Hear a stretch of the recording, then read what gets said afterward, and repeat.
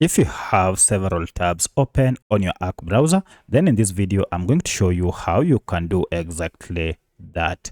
If this video helps, please like and subscribe. Now, Arc browser might be confusing in the first place if you want to open or create a new tab with your app already have existing ones.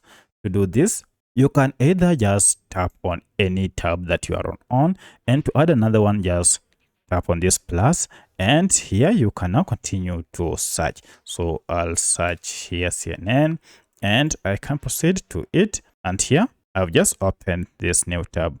Now, should you want to go to previous tab, just go on tabs here, and if you tap on them, you can now switch between tabs on your Arc browser on your smartphone. So that's how you can open or start a new tab on Arc browser.